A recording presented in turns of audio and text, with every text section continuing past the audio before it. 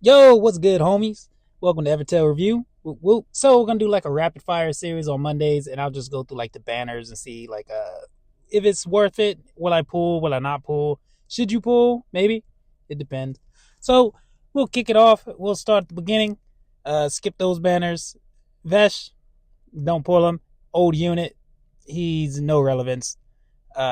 Just not a good banner to pull on. Do not pull on that banner. Same thing with Rolo. Man, she is not worth it either. Don't pull on this old unit. Water Jean, no. Don't pull on her either. She's an old unit, sleep unit, but unless you're chasing fellowships, not worth it. Not in today's meta. Nope. However, I do like this axe, Leviathan. 25% damage to sleeping units. So for water teams, for a sleep team, this is actually pretty good to pick up. The Leviathan axe. All right, now let's hop back into it. Who is this? Hijikata. So she's one of the newer units that came out not too long ago, and she is a guard killer. She's a water unit, a stealth unit, but she doesn't have any sleep skills. So that's kind of unique. I was looking at the weapons that came with it, and the dagger. It's okay, 15% bonus to your attacks if this unit has stealth, and she is a stealth unit, so you can use that. It is something if you don't have a weapon to go with her, and she is mostly an offensive unit, right? She's going to be going in, blasting people around, and killing off the guards, but only if there's no guards on your team. All right, so let's hop into the skill review real quick. Spirit Blast, 50% damage to one enemy, 300% damage instead every second time this skill is activated while on the battlefield. The user is granted stealth. We know what stealth is. However, when she gets a stealth shield, her and allies randomly gain either 3, 5, or 9 spirits. So she's she's a spirit generator. And her attacks will ignore like revenge passives, skin passives, damage reduction. So that's her skill set. She's going to go in and just knock people out. All right, so next, Excessive Force, 600% damage to one enemy. This attack ignores any enemy status effects, damage reduction effects, revenge passive, and skin passive, usable only if the user has stealth status effect. And allies have 6 or more spirit. The skill is locked if it's used 3 times within 10 TU. But it's only locked for 50 TU time units. So basically, this skill, yeah, it does have like a condition on it, but she generates a lot of spirit. And if you have other spirit providers, you're going to be able to get this skill out. Pretty reasonable. And it's an instant skill, right? So, Bell of Dread, 500% damage to one enemy if they are a guardian. This attack ignores enemy damage reduction effects and any effects of non-boss enemies that would prevent the target from being defeated. Usable only if the user has no allied guardian on the battlefield and there is a guardian on the enemy's team. So she'll kill off guards, but it still won't be like one shot, right? So she's probably going to have to hit them a couple of times or at least have some support from your other DPS units. As of right now, with her active skills, it's not mind-blowing to me. It's not game-changing. So let's get into a passive. Let's see what we got. Unwavering Demon. Okay, cool. Poison cannot be applied to this unit while it has stealth status effect. So it doesn't be affected by poison as long as it's stealth. And she'll be having stealth most times that she's out on the field. She gets it pretty easy, and other units provide stealth for her also. She's going to be on a stealth team. That's what this unit is for. Put her on your stealth team. This unit will immediately get the next turn by having its TU reduced to 0, triggered when this unit enters the battlefield from reinforcements unless there is a non-Mori guardian among allies on the battlefield. So basically means there just can't be a guard on the field. Or, yeah, a guardian. And so if the enemy has a guardian on the field, when she comes in, this won't activate. So, in my opinion, that skill's pretty good. Like, she can't really be... You can use her coming in from reinforcements, but then now you're thinking, I got to kill off the guard, and then she comes in. But her job is to kill the guard. So you'd probably want her starting in your plat 1 or like starting in the first 4 of whatever plat you're using, either if it's war or arena. And then if she's removed from the battlefield, when she comes back in, hopefully at that time, you've got rid of the guards. But this is for like pulling and you're just kind of starting out. If you're a more developed account, this isn't going to be game changer for you. You can throw her at the end of your reinforcements or whatever, put her anywhere. Alright, Demonic Resolve. Each time this unit takes damage from an attack, while its TU is 100 or less, and survives that attack to the next turn, with 1 more HP, this unit will immediately get the turn by having its TU reduced to 0. This unit will heal for 30% of max HP, gain stealth, and even if it survived with 1 HP. This unit entered the battlefield with 3 charges. If this unit would be defeated while it has any charges, this unit consumes a charge and survives with 1 HP remaining instead. Whenever a stealth ally gets the turn, this unit gains 1 charge at the end of their turn. So she can get charges pretty easy. Basically, every time a stealth, if she's going to be on a stealth team, which that's what I recommend if you're going to pull her, put her on a stealth team. And every time a stealth ally gets a turn that has stealth, she'll get a charge. She gets charges pretty easy. So, what does she have? She has 1 execute skill, but it can only be used on guardians. So, it's not a reliable execute skill. She is a guard killer for the most part. That's her job. She does have attacks that ignore, damage reduction, and skin passives. She is a spirit generator. She does have a skill that gives out spirit. She has self-sustained skills, so she won't be the easiest to kill. She does have a hold ground with the charges. Guard breaker type skill, however, can only be used if there's no guard on your team. And she can sort of not be poisoned, only if she's stealthed, but then again, she's going to have a stealth shield anyways when she is stealthed. So, I guess that's okay to have. Why not? So her selling points basically are she's an anti-guard unit. She does have a hold ground mechanic and instant turn whenever she takes damage and has less than 100% to you. Team recommendations. If you're running a guardless team, yeah, she'll be good there. And in stealth teams for the most part. Those are the only teams that I can really see, unless it's going to be like a hybrid team and you have like a certain strategy you're trying to do with her. Other than that, a stealth team, and if you're running a guardless team, can help. Her speed, it's average, 413. So I basically break down speed. If it's 300 or lower, then you're pretty slow. 400 is about average. 450, it's a little above average. And then if you're over 500, you're fast as hell. So cool. Let's move on to Napoleon, the other unit on the banners this week. That is kind of worth pulling if you're running storm teams, if that's your jam, So yeah, she's pretty cool in my opinion. Her banner weapon, if you pull it, 25% bonus to attacks if there's no guardian among allies. Dang, too bad you can't put that on Ichikata, right? Like she's the one that's killing the guards.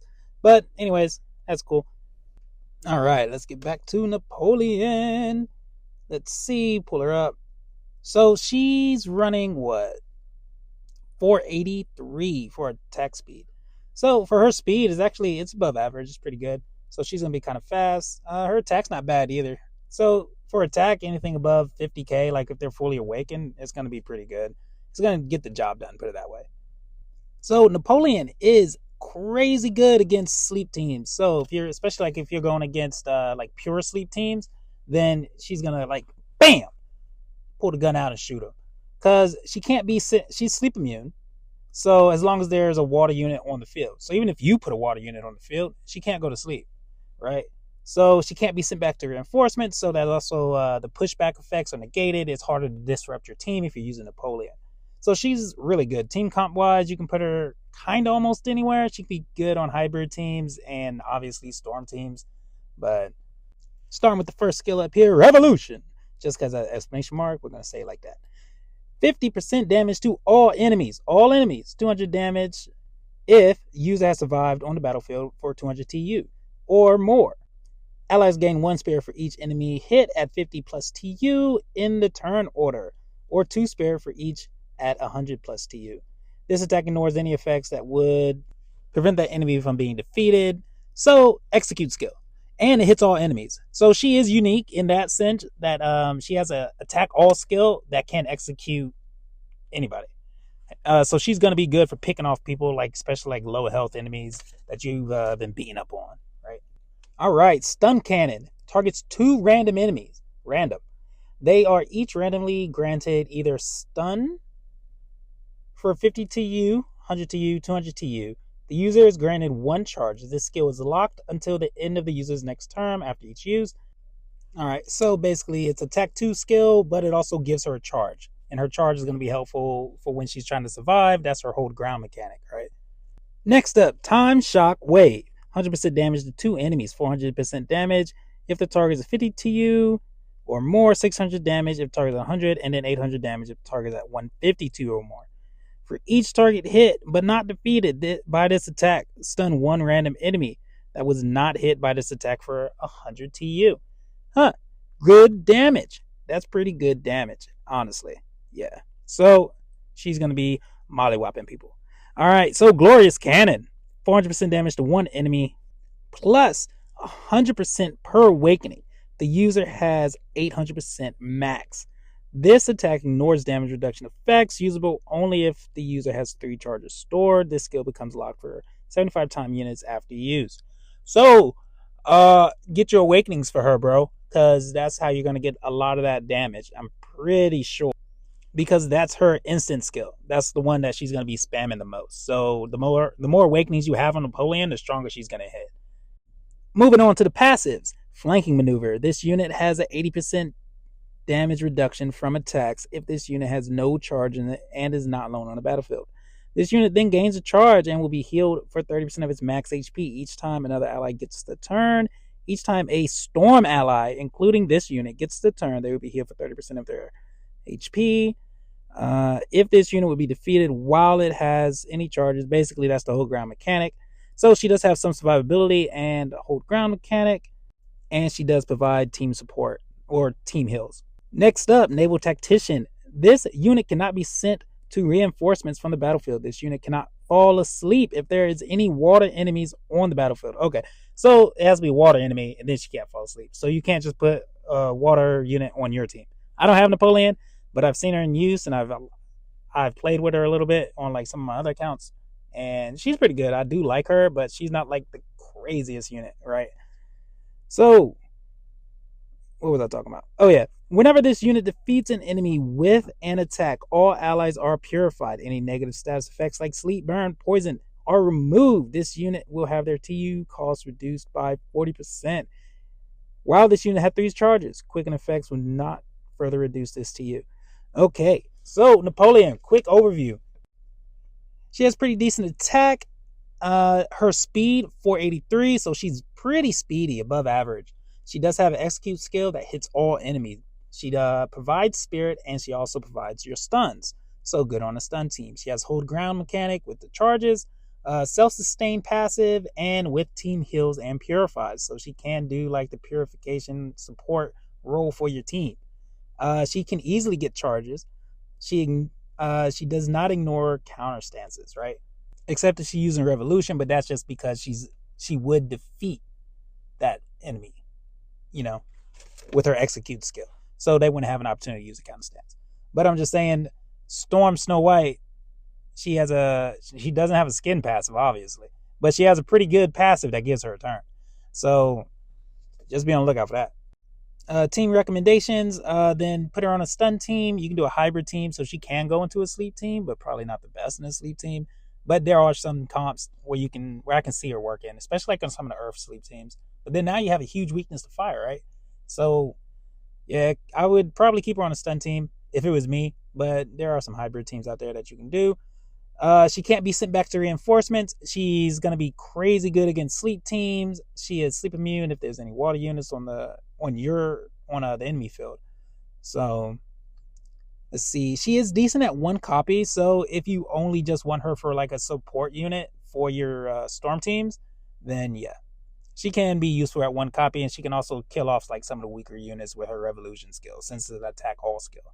Moving on to the next banner, Light Ludmilla. I was just looking at the weapon right here, the rod, the mace.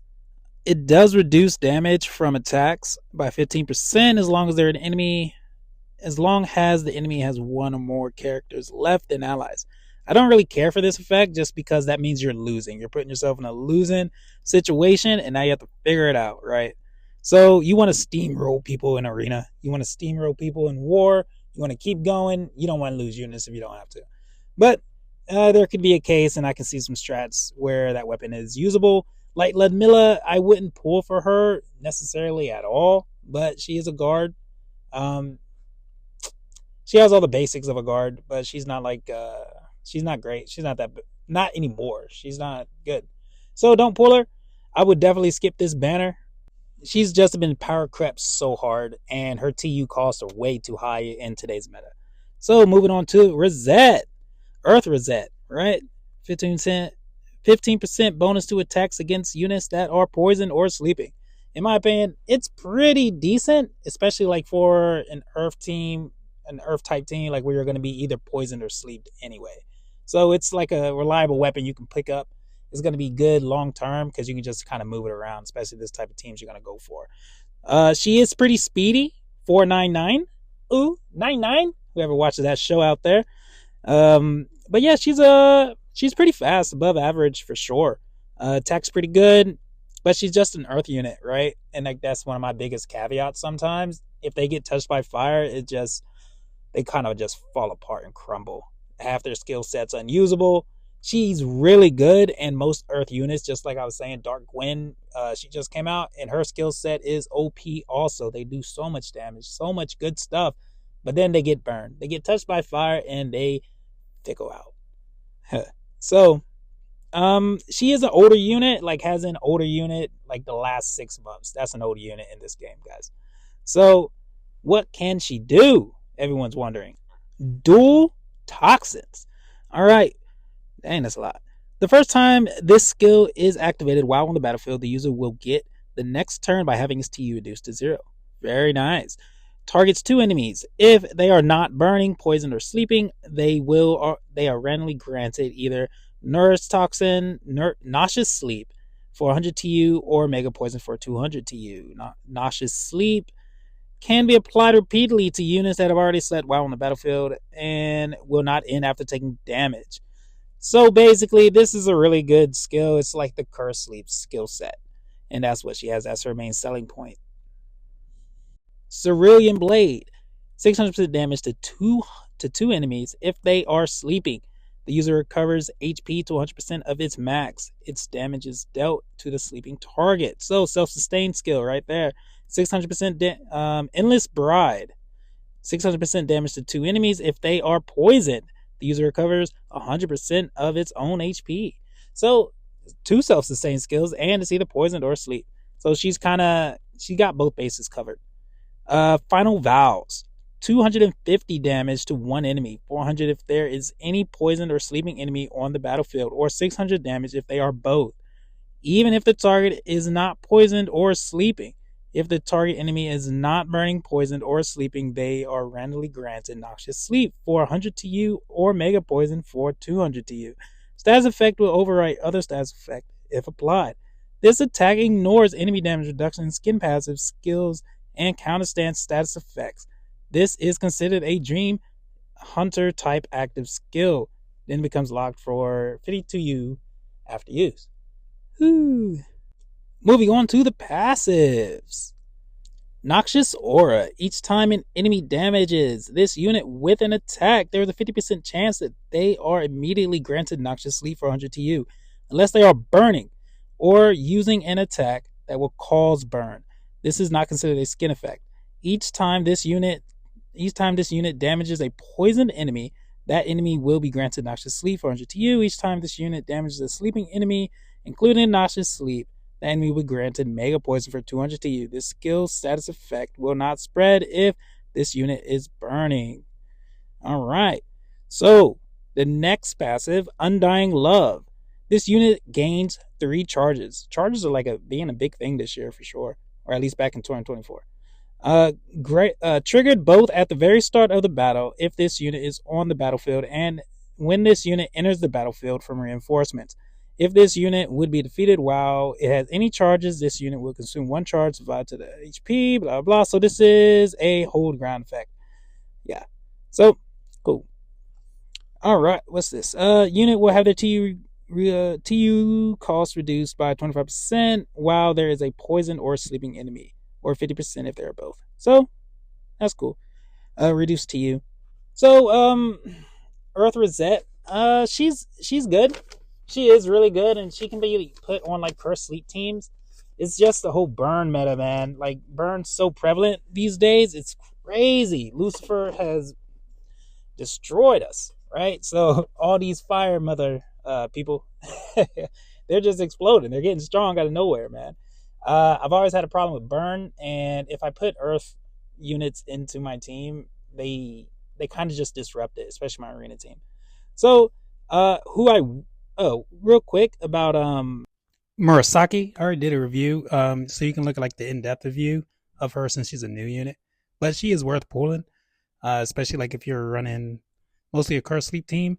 But she is utilized in other teams also, and she's a good guard, a pseudo guard, kind of like Frankenstein. Think of her like that. She has low threat level, so she'll be around for a long time.